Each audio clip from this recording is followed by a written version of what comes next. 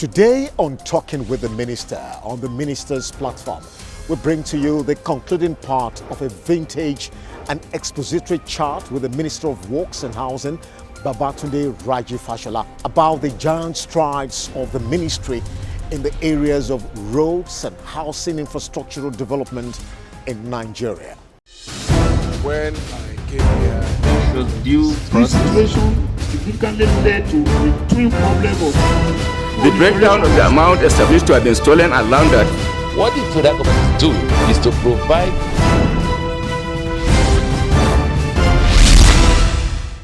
You're welcome, sir. When it comes to housing, it must be affordable, accessible, and available. So, Honorable Minister, give us an insight into efforts of your ministry putting these elements into consideration. not everybody will be able to own a house, but everybody is legitimately entitled to expect some form of shelter, either in rental.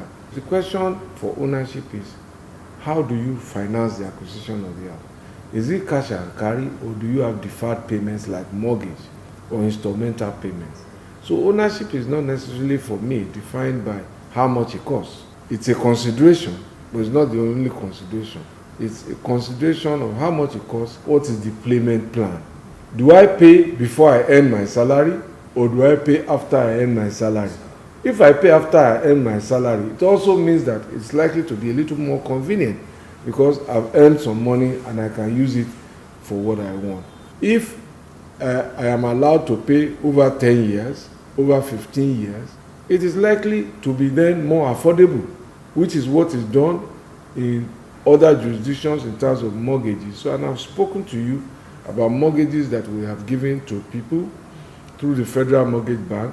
What I didn't tell you about affordability is that for people who were borrowing 5 million and less, they used to be required to pay a 15% equity.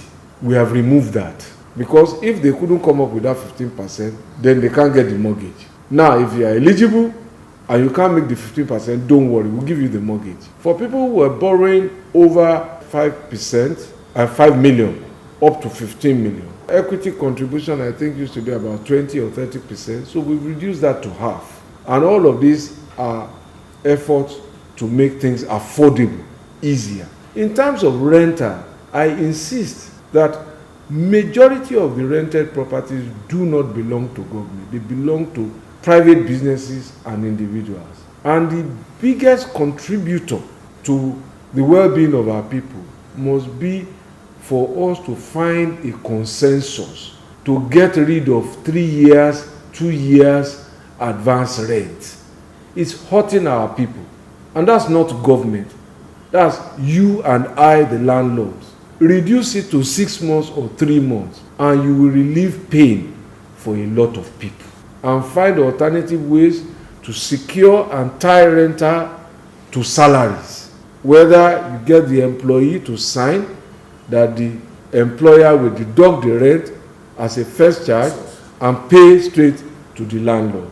We have to do something like that urgently as a matter of common enlightened interest. What are the fundamental challenges, really, of this ministry? The challenges that you talk about, we have underinvested as a nation, and that is why most of our competitors seem to be ahead of us. But it's a gap that we can bridge. No nation lives better or grows wealthier than its infrastructure can afford. We can't be living on bridges built 30 years ago. We should actually be building bridges ahead for the next generation. So, and this is what President Buhari is doing now, investing in rail, airports, roads, bridges, fiber, pipelines. And so, long after this administration is gone, the value of the investments will continue to sustain the country. So, the big elephant in the room is funding.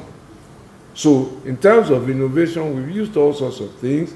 We borrowed, we've had the tax credit policy that the president has approved. So that is helping to fund roads like Apapa, Orishoki, Bodo Boni, Obajana, Akaba. And we now see Many more people now showing interest. One private company wants to take up the Otaidi-Iroko. One wants to take on Enugu-Onitsha. So these are innovative ways. We are also using Exim Finance. There's a mix of solutions being put in to address the challenges. With the approval of the Federal Roads and Bridges tolling policy and regulation, how soon will the toll gates be erected at various locations across the country? And what is the justification despite public criticism? Since we announced the tolling policy, I've received all sorts of calls, text messages, letters, give me one toll gate. That tolling policy is part of a bigger process. And it is one of the solutions to address the funding gap. I think 2019 was when we started what we call the Highway Development Management Initiative. And it's a process that provides us the opportunity to offer to people concessioning of highways.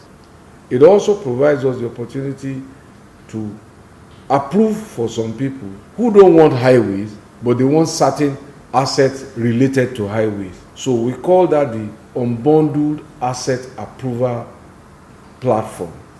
And then there's a third platform, which is the Vendor Marketplace, where anybody interested in playing in this field can offer his services to those who are there.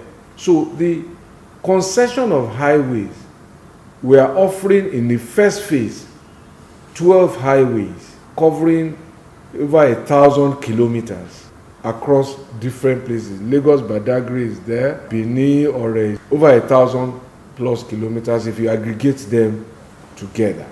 And we want to hand these assets to competent companies or groups of companies who are able to raise the fund, manage the road where it has been completed, or complete the road where it is under contract, and then run it, install the tolls, install the signage, do the lane marking, maintain the road, do the vegetation control, provide ambulance services, provide tolling services, provide rest areas, car maintenance depots. We anticipate that this will bring up to 50,000 new jobs if it's properly done, direct jobs, and another 200,000 indirect jobs. When we opened the virtual meeting, we had over 1,000 participants from across the entire world. We have pre-qualified 18 companies as the first step. We want them now to issue proposals for finance, and they couldn't do that without knowing what the tolling policy is, how much they can charge. So that was the next step in that process, and that's what led to the tolling policy. Now that the tolling policy is out, we've given them some time to digest it. The regulation is out. We are now going to issue a formal request for proposals. But let me say to those companies who did not succeed in phase one, there is a second phase of another 12 routes coming. And everybody who was not successful has been told why he did not meet the court. So go and improve on those. But if you can't wait and you have specific skills, please go to the vendor marketplace, because that is where we create as like a shopping mall for all operators, so that successful people who lack certain skills that you have can still come back to come and meet you and do business with you. Honorable Minister, this is actually a very brilliant idea. Can you achieve this before 2023? If I was to limit my work, or President Buhari was to limit his work only to things that we can finish, by now we should have put our feet up. But we are thinking for the next generation, not for today. And it is those who have fragile egos who will not be able to continue and run with brilliant ideas. So I told you, for example, that most of the projects we are dealing with today were in the infrastructure master plan we met. I told you that President Buhari approved payment of debt incurred by his predecessors. He has no fragile ego. He even paid opposition states more money than he paid to APC states. And that is a matter of record. I inherited projects that I have run with. Local Oweto Bridge, I didn't design it. I inherited it, started, but it wasn't funded. We finished it. I didn't design the Lagos, the second Niger bridge. The president wanted it done. We've done it. I didn't design the Zik mausoleum. I met it. The president wanted it finished. We finished it. So, to that extent, if you have a brittle ego and you are afraid of your shadow, then you will run with good ideas. Go and start your own. Go and reinvent a wheel when you can run with an existing wheel. So the other way to look at it is not a Nigerian problem. So we have seen policy rollback, even in the most famous democracy in the world, where a president set about his 4 years, rolling back what his predecessor did for 8 years. Cancel climate change agreement, cancel international atomic energy, so many things. So it's not a Nigerian problem. What is the current state of all the central workshops of the ministry across the country, considering their strategic value, especially that of the Ijora workshop in Lagos? Some of the workshops have been sold off before we came. Our bridge maintenance facility in Lagos was sold to Chisco Group. So many others have been sold off before we came. So we are trying to recreate the bridge maintenance unit now. Some of those workshops are also being concessioned in joint venture to some groups. Some are doing well. Part of the facility concession to one company in part of the Ijora is doing well. The other part, concession to another group, nothing has happened. And when I visited, the place was really a site of very, very deep regret and waste. So we're trying to see what we can do to get those back, because those are also important for training and employment. Honourable Minister, to what extent are local indigenous construction firms in the execution of roads and housing projects across the country? By law, no company can do business in Nigeria without being a Nigerian company. All the companies that you see, whether led by the Israelis, the Lebanese, the Germans, or Italians, are all Nigerian registered companies. Secondly, the shareholding structure in many of them is largely Nigerian. These are matters you must present every week in the Federal Executive Council. It's called the Due Diligence Compliance Report. That it is because the president wants to see who are the owners. So the question, therefore, let us remind ourselves that an executive order promoting local content signed by this administration. So my answer, therefore, to you is that there is a lot of local participation in the industry from top to bottom. The rainy season, poses a peculiar challenge for roads and bridges in the country. What is the response plan of your ministry to such unforeseen adverse occurrences? What is your message to communities and stakeholders currently being affected by such developments? We regret any inconvenience you are going through. We are doing the very best that we can. Nature is what it is, nature.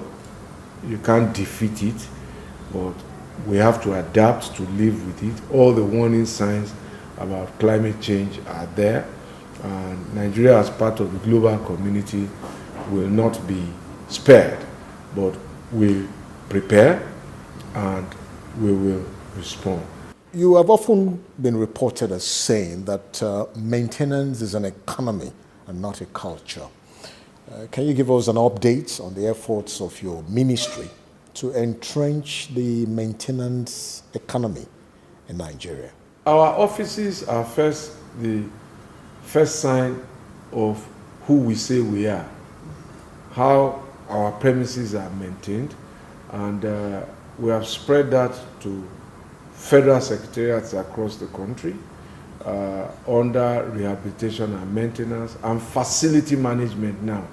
Each facility manager employed by us in the federal secretariat now employs no less than 40 people. So 40 times 25. Those were jobs that were not there before. And we are spreading that across the entire length and breadth of government, all the ministries, departments, and agencies. We are finalizing the terms of an executive order that we will present to Mr. President to consider to make it mandatory for every ministry, department, and agency to compulsorily undertake scheduled and unscheduled maintenance, because this is the way to keep and create long-term jobs. On a final note, what are the future projections of the ministry? What should Nigerians expect before the end of this government's tenure? There's a lot that we are packing in. Major legacy projects of our government and our president, Lagos-Ibadan, Second Niger Bridge, Abuja-Kanu, and a host of other projects we plan to complete, housing projects we plan to complete. Our purpose is not necessarily about projects. Those projects are only part of a larger plan, the progressive plan to improve the lot of the human condition. That's what makes us who we are. That's what differentiates us from the other people. So when you hear or see these projects being discussed, they translate to a better life. And that is where we want to be, a much better economic life for the people of Nigeria in 2023, to be prosperous and to be a globally competitive nation. Honorable Minister for Works and Housing, we thank you, sir, for coming on this platform, and we wish you all the best. The program will continue in just a moment. Stay tuned.